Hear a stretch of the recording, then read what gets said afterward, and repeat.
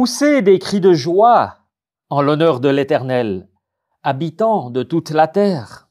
Servez l'Éternel avec joie, venez avec allégresse en sa présence.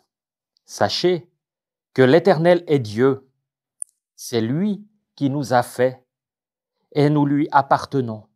Nous sommes son peuple, le troupeau dont il est le berger.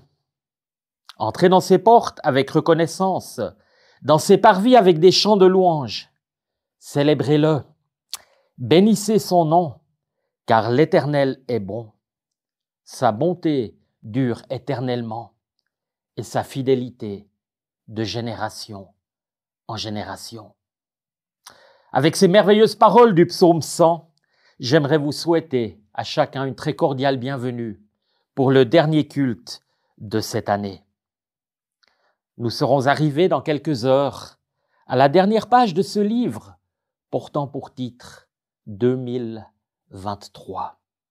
Combien de pages remplies de joie, de défis, de rires, peut-être parfois aussi de pleurs, de souvenirs y ont été écrites. Et nous avons une fois de plus été témoins de la grâce de Dieu tout au long de cette année. Une grâce qui a été notre force dans des moments de faiblesse, notre lumière au milieu de la nuit, un réconfort au moment du doute ou du découragement, un soutien dans la détresse. Témoin de cette vérité que nous venons de lire dans le psaume 100, oui, l'Éternel est bon, sa bonté dure éternellement et sa fidélité de génération en génération. Je nous invite à la prière. Oui Seigneur, c'est avec des cœurs remplis de reconnaissance que nous nous retrouvons ensemble en cette dernière journée de 2023 pour t'apporter notre joie, notre louange, notre adoration, pour t'apporter notre reconnaissance pour tout ce que tu nous as permis de vivre durant cette année. Merci Seigneur que tu étais ce Dieu dont la bonté dure éternellement. Merci que ta fidélité, ta patience et ta grâce ont été au rendez-vous durant cette année. Tu nous as conduits à travers différentes situations. Tu nous as gardés, tu nous as protégés. Merci Seigneur pour ta présence au milieu de nous. Et nous te remercions tout particulièrement pour l'œuvre de ton Fils. Oui Seigneur Jésus, merci que ton salut, ton sacrifice, ton pardon a aussi une valeur durant cette année. Dans les hauts et les bas de notre vie, tu nous as soutenus et nous avons réalisé qu'en toi était la victoire. Et Seigneur, comme ce psaume nous le rappelle, ta bonté dure éternellement, ta fidélité de génération en génération. Nous pouvons vivre avec confiance les dernières heures de cette année et regarder avec plein d'espérance vers l'année qui s'ouvre devant nous, en sachant que ce que tu étais en 2023, tu le seras aussi en 2024. Comme tu étais avec nous en cette année, tu le seras aussi dans l'année qui est devant nous. Bénis ces instants que nous pouvons passer ensemble maintenant. Accorde par ta parole un encouragement pour cette année qui s'ouvre devant nous. Parle à nos cœurs dans les différentes situations dans lesquelles nous nous trouvons, afin que nous apprenions une fois de plus à placer notre confiance, notre espérance en toi.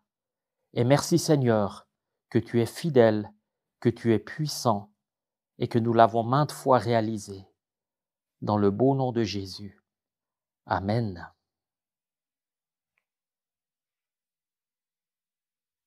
Le changement d'année est souvent un moment où l'on regarde en arrière, où nous faisons le bilan. Les médias relatent les moments forts, les exploits des uns, les défaites des autres, les catastrophes ou autres tragédies de l'année qui s'achève. Dans différentes rétrospectives qu'ils nous proposent. Et à titre personnel, nous faisons souvent aussi le bilan. Nous nous rappelons avec joie des moments merveilleux que nous avons passés durant l'année écoulée, mais avons peut-être aussi quelques sentiments de tristesse ou pleurons sur des situations douloureuses. Peut-être Nous avons perdu un être cher durant l'année écoulée et la plaie est encore ouverte. Peut-être nous ressentons un vide, nous ressentons de la solitude. Je ne connais pas vos situations personnelles ce matin. Je ne sais pas avec quel sentiment ou quelle pensée nous écoutons ce message ce matin. Mais une chose que je sais, et c'est le désir de mon cœur et ma prière, c'est que Dieu veut nous parler à chacun personnellement. Lui qui connaît bien mieux que nous-mêmes ce qui nous touche, ce qui nous travaille. Lui qui connaît bien mieux que nous-mêmes les sentiments et les pensées de notre cœur. Au milieu de nos situations, au milieu de nos pourquoi, au milieu de nos jusqu'à quand, Dieu est là, il est présent et veut nous parler. Mais le dernier jour de l'année est aussi un moment où nos yeux sont tournés vers l'avenir. Une nouvelle année qui s'ouvre devant nous, qui sera elle aussi certainement remplie de beaux moments, de belles expériences, mais apportera très certainement également son lot de défis, son lot de questions, de soucis peut-être. Qu'est-ce que 2024 nous apportera? Si nous regardons dans ce monde, l'inquiétude est palpable et compréhensible. Comment vont se dérouler les différentes guerres, que ce soit en Ukraine, que ce soit au Proche-Orient? Quelle sera la situation économique? Est-ce que j'aurai encore du travail l'année prochaine? Toutes sortes de questions qui peuvent nous préoccuper à l'aube d'une nouvelle année. Et c'est ainsi que j'aimerais vous prendre ce matin avec moi dans un passage de la parole de Dieu. Un passage que Dieu a donné lui-même, a dicté lui-même, où il a parlé lui-même il y a plus de 2700 ans, et dont l'auteur, qui était son porte-parole, invitait ses contemporains à regarder d'une part et se souvenir du passé, tout en n'y restant pas collé ou figé, et avoir un regard plein d'espérance vers l'avenir. Je nous invite à lire ensemble les versets 16 à 19 du chapitre 43 du prophète Ésaïe. Voici ce que dit l'Éternel. Celui qui ouvre un chemin dans la mer et un passage dans l'eau puissante, qui fait partir en campagne des chars et des chevaux, une armée et de puissants guerriers. Ils se couchent tous ensemble pour ne plus se relever. Ils sont anéantis, éteints comme une mèche. Ne pensez plus aux premiers événements. Ne cherchez plus à comprendre ce qui est ancien. Je vais faire une chose nouvelle qui est déjà en germe. Ne la remarquerez-vous pas? Je vais tracer un chemin en plein désert et mettre des fleuves dans les endroits arides. Que le Seigneur bénisse sa parole ce matin. Ce texte que nous venons de lire est surprenant. À première vue, il comporte deux parties absolument contradictoires. La première partie est un rappel de la sortie du peuple d'Israël d'Égypte, comment Dieu a ouvert un chemin pour eux à travers la mer Rouge et comment il a anéanti l'armée de Pharaon qui les poursuivait. Bref, comment Dieu a délivré d'une façon merveilleuse son peuple. Des événements appartenant clairement au passé, qui se sont déroulés des centaines d'années avant que Dieu, par l'intermédiaire d'Ésaïe, n'adresse ses paroles à son peuple. Puis, dans la suite des versets que nous avons lus, Ésaïe recommande de faire table rase du passé, de ne plus penser aux événements anciens. Nous serions peut-être tentés de dire, mais Ésaïe, au fait, sais-tu ce que tu te veux? Que dois-je faire pour finir? Me souvenir du passé ou ne plus y penser? j'aimerais regarder ensemble avec vous ce matin, un peu de plus près, cette apparente contradiction. Reprenons au début du verset 16. « Voici ce que dit l'Éternel. » Ésaïe ne parle pas de lui-même. Il ne relate pas ici ses impressions ou ses souvenirs personnels. Il ne partage pas ses émotions ou ses pensées. Non, c'est Dieu lui-même qui parle. Voici ce que dit l'Éternel. Ce verset est une déclaration forte de la part de Dieu, adressée à son peuple d'Israël à travers son prophète Ésaïe. Et Dieu décrit qui il est. Qui est ce Dieu? Qui est cet Éternel qui parle? En leur rappelant un événement clé de leur histoire. Il leur rappelle sa puissance, il leur rappelle qu'il est au contrôle de toutes les situations, même les plus inextricables, et que finalement, par une victoire éclatante, il ne les a pas seulement délivrés ou fait sortir du pays d'Égypte, mais il a également écrasé, il a également anéanti ses ennemis. Il ne se contente pas seulement d'ouvrir un chemin dans la mer ou de leur frayer un passage dans l'eau puissante pour qu'ils puissent tout juste échapper à la mort, pour qu'ils arrivent à peine à sauver leur peau. Non, il prend soin d'eux et s'occupe définitivement de leurs ennemis. Il est intéressant de constater dans ce verset que si dans un premier temps, Dieu permet que les ennemis se mettent en route, nous l'avons lu, l'Éternel qui fait partir en campagne des chars et des chevaux, une armée et de puissants guerriers, il a permis que l'armée de Pharaon sorte d'Égypte, parte à la poursuite du peuple d'Israël. Il leur a clairement fixé leurs limites et n'a pas permis qu'ils fassent du mal à leur peuple. Non, au contraire, c'est lui qui est au contrôle. Et par une belle image que Ésaïe nous relate ici, ils se couchent tous ensemble pour ne plus se relever. Ils sont anéantis, éteints comme une mèche. La victoire de Dieu est absolue. La victoire de Dieu est définitive. Cette première partie de ce passage que nous avons lu sert bien plus à nous rappeler qui est ce Dieu qui parle. Elle sert bien plus à nous rappeler qui il est plutôt que de nous rappeler uniquement des faits historiques du passé. Ce Dieu n'est pas simplement un Dieu qui parle, n'est pas simplement un spectateur indifférent face aux défis de son peuple, mais il est et il reste le Dieu des impossibles. Son but n'est pas d'inviter premièrement son peuple à se souvenir du passé, mais bien plus de se rappeler qui il est. Et nous sommes également invités, dans les différentes situations dans lesquelles nous nous trouvons, à nous souvenir qui est l'Éternel, qui est celui qui te parle ce matin, à nous rappeler au travers de ces images puissantes que le prophète Ésaïe nous décrit que l'œuvre de Dieu est aussi actuelle dans nos vies, qu'au travers des vagues tumultueuses de la mer, symbole des défis de notre vie qui peuvent parfois nous sembler insurmontables, nous découvrions aussi un Dieu qui ouvre un chemin, qui trace un sentier, là où il n'y a que des vagues écumantes.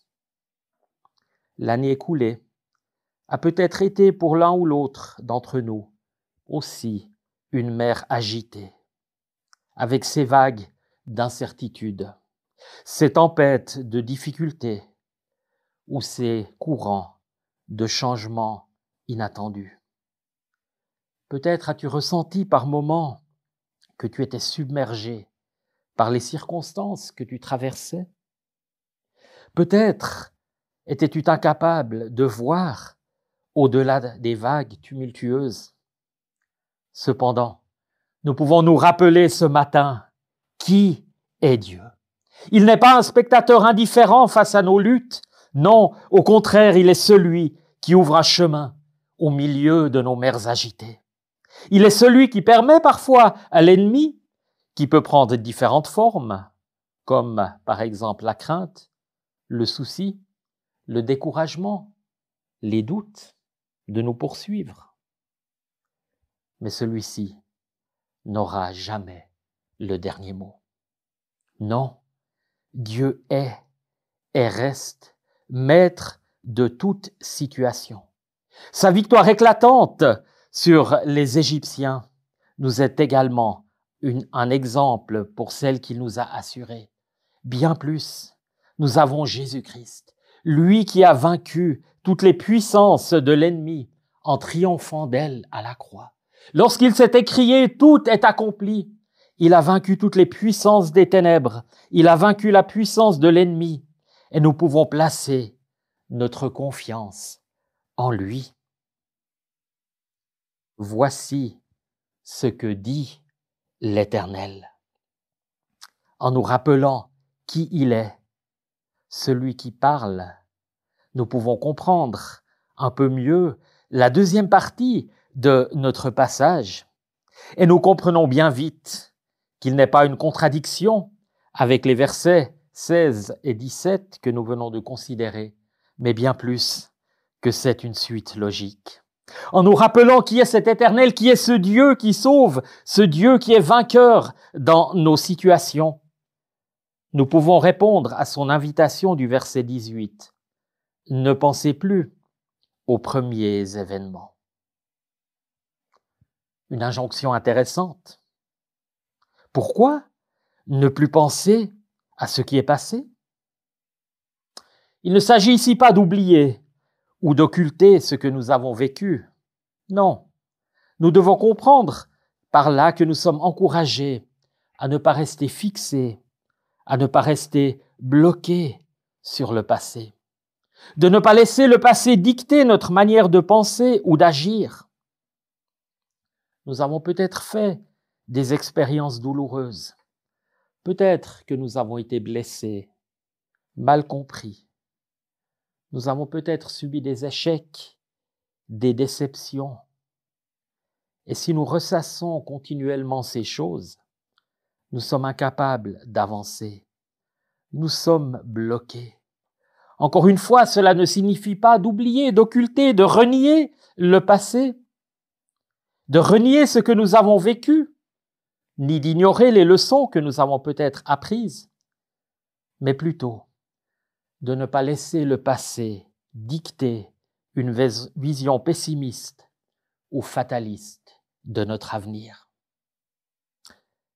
Cela signifie également de vivre avec son temps, dans les circonstances que Dieu nous permet, dans le monde qu'il nous permet, dans le monde où nous vivons, et de ne pas rester bloqué continuellement avec regret au bon vieux temps où tout semblait tellement meilleur.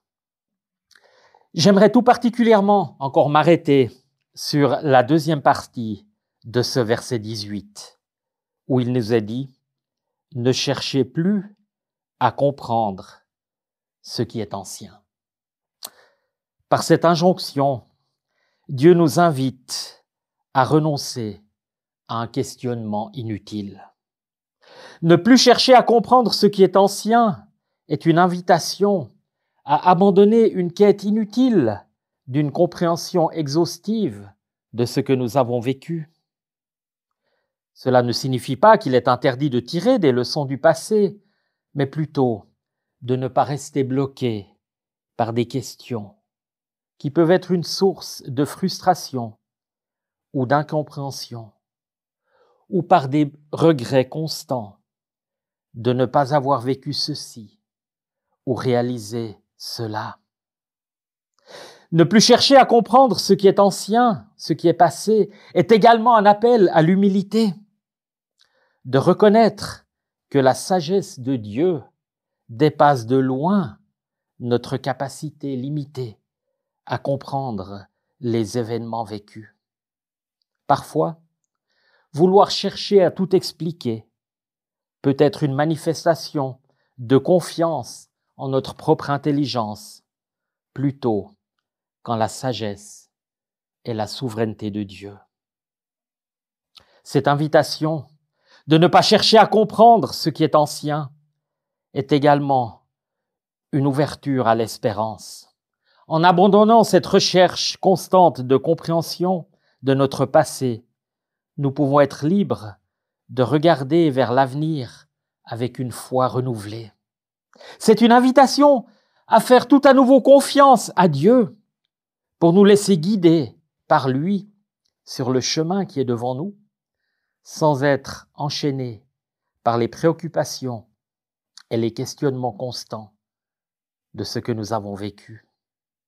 Et finalement, plutôt que de se fixer sur la compréhension de chaque détail de notre vie, de notre passé, ce verset nous encourage à nous focaliser sur notre relation avec Dieu. La foi, la confiance et la dépendance envers Dieu sont bien meilleures que de chercher constamment des réponses à toutes les questions du passé. En résumé, Dieu nous invite par ces mots à lâcher prise sur une recherche obsessionnelle de comprendre ce que nous avons vécu, de nourrir des regrets et de reconnaître la sagesse infiniment supérieure de Dieu. C'est une invitation à regarder vers l'avenir avec confiance et espérance. C'est un appel à vivre par la foi et dans la dépendance de Dieu, plutôt que de s'épuiser dans une recherche incessante de comprendre toutes les expériences passées. C'est d'ailleurs exactement dans ce sens que Dieu continue de parler à son peuple quand il dit au verset 19 « Je vais faire une chose nouvelle ». Une chose nouvelle qui est déjà en germe, ne la remarquerez-vous pas? Ce verset commence tout à nouveau par une déclaration forte de la part de Dieu. Comme au verset 16, il nous est dit « Voici ce que dit l'Éternel ». Ici, c'est de nouveau l'Éternel qui est à l'œuvre. Je vais faire une chose nouvelle. Dieu n'est pas seulement un Dieu du passé. Dieu n'est pas seulement un Dieu qui a prouvé sa fidélité envers nos ancêtres. Non, Dieu est aussi le Dieu de l'avenir. Celui qui continue d'agir, celui qui continue de créer. S'il a été avec nous en 2023, il le sera tout autant en 2024. Il est le même hier, aujourd'hui, éternellement, dans chacune de nos situations. Dieu est à l'œuvre. Mettons notre confiance en lui. Je vais faire une chose nouvelle, bien sûr, a aussi un aspect prophétique sur ce qui nous attend un jour lorsque Jésus sera revenu. Ce nouveau ciel, cette nouvelle terre qui nous attend, cette félicité éternelle dans sa présence. Mais je veux faire une chose nouvelle, a aussi un aspect tout pratique, tout concret pour ta vie, pour ma vie. Je suis invité ce matin à avoir les yeux ouverts pour l'action de Dieu dans ma vie. Il me pose la question, ne la remarquez-vous pas? Est-ce que nous remarquons les petits détails que Dieu nous permet de vivre dans notre vie? Les chemins qu'il ouvrira, les portes qu'il ouvrira en 2024? Les situations qu'il nous permettra de vivre? Est-ce que nos yeux sont ouverts pour son œuvre dans notre vie, pour les personnes qu'il place autour de nous, pour les contacts que nous permettrons d'avoir?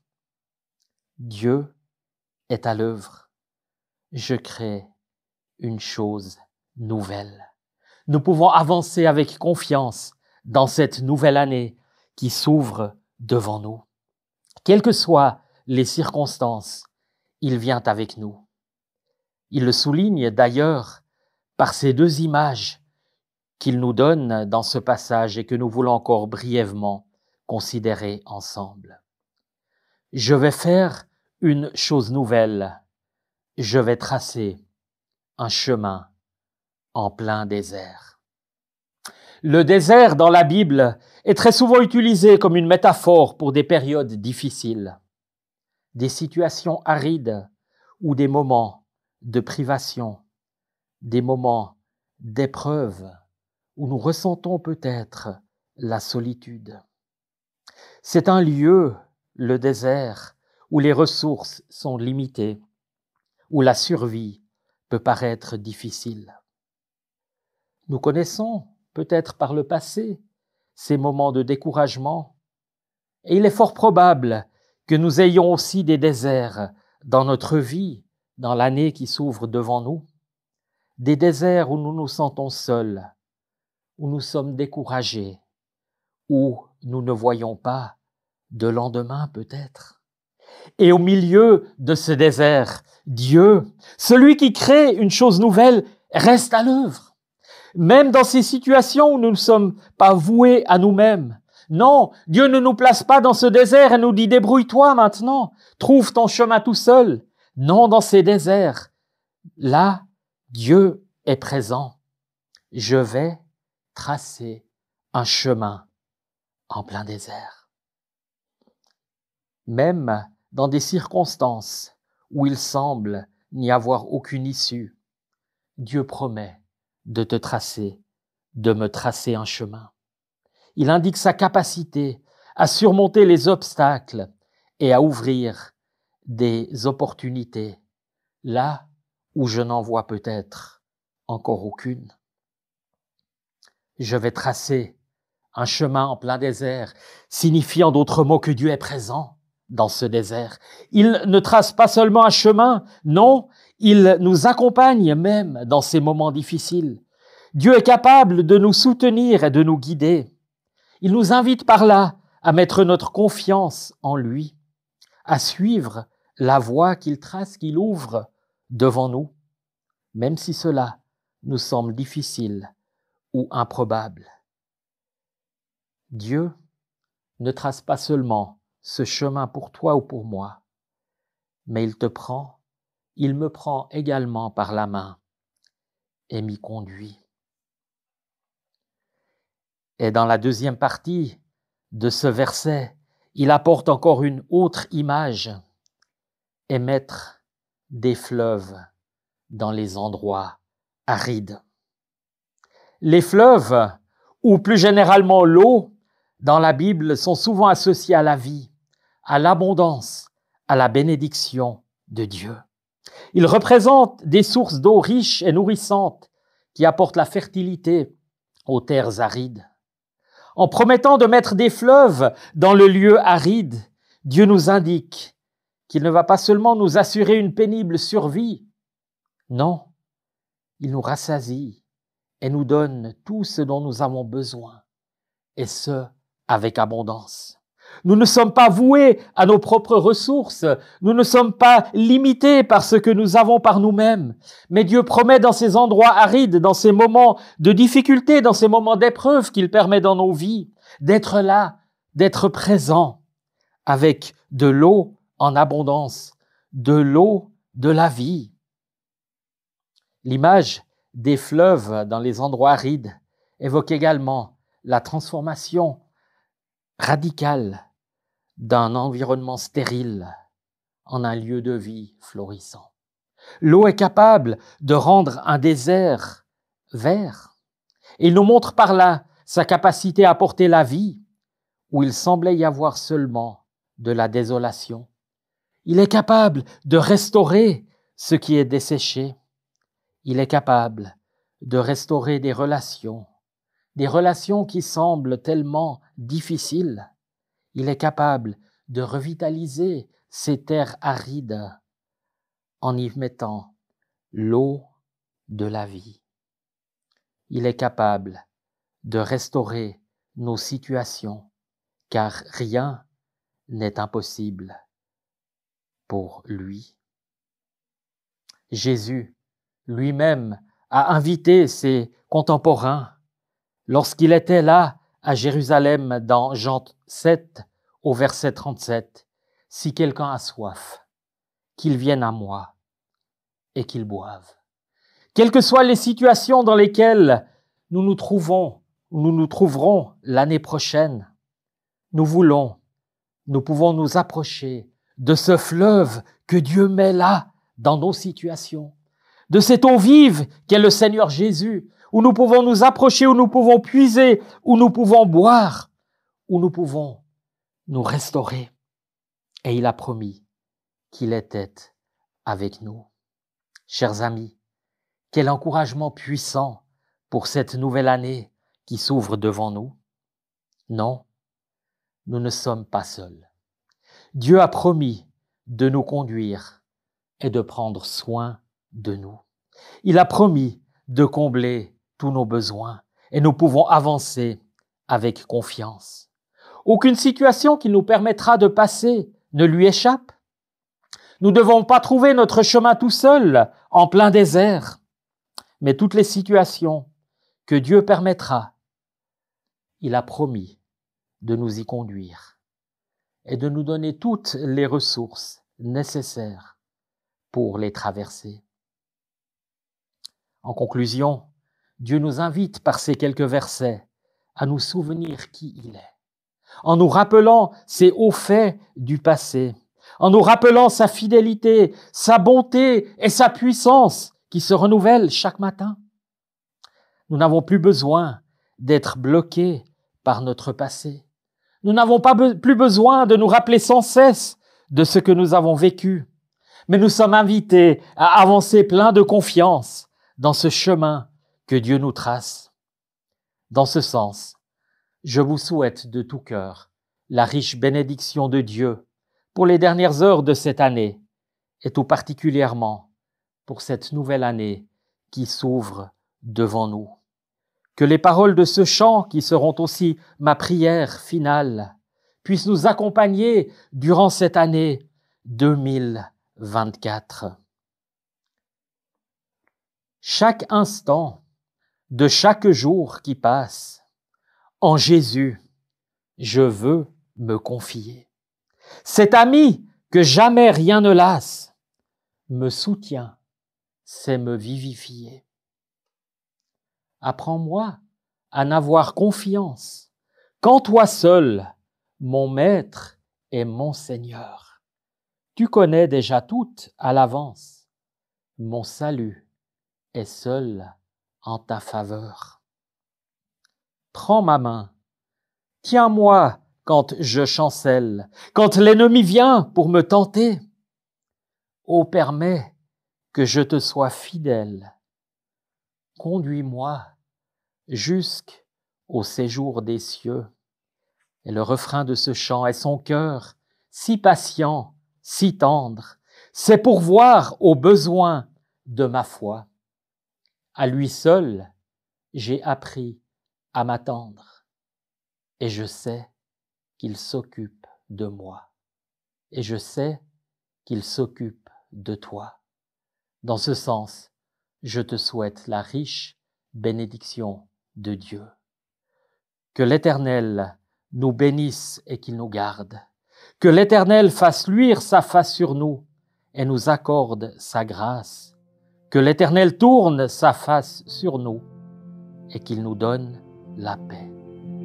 Amen.